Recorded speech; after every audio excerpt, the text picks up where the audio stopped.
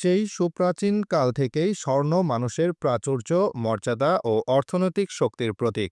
হাজার বছর ধরে এটি সম্পদের সবচেয়ে স্থায়ী রূপ হিসেবে বিবেচিত হচ্ছে।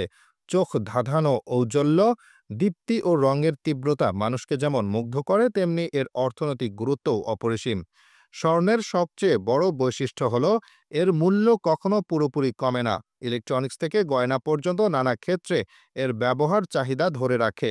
অর্থনৈতিক অস্থিরতা বা মন্দার সময়েও মানুষ সোনায় বিনিয়োগ করে, কারণ এটি দুঃসময়ের নিরাপদ আশ্রয়।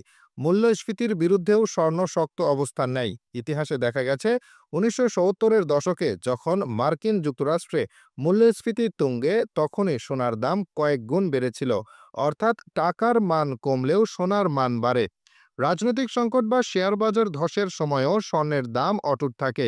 যেমন ২০০৭ থেকে ২০০৯ সালের বৈশ্বিক মন্দায় অন্যান্য সূচক পড়ে গেলেও সোনার দাম বেড়েছিল ২৫% বেশি। তাই একে বিনিয়োগকারীদের দুঃসময়ের বন্ধু বলা হয়।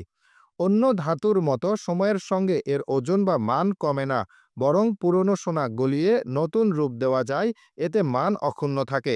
এছাড়া সোনা বিশ্বের যে কোনো প্রান্তে সহজে বিক্রি করা যায়, যা একে আরও আকর্ষণীয় করে তোলে। সব মিলিয়ে স্বর্ণ কেবল ধন সম্পদের প্রতীক নয়, এটি স্থায়িত্ব, নিরাপত্তা ও আস্থার প্রতিফলন।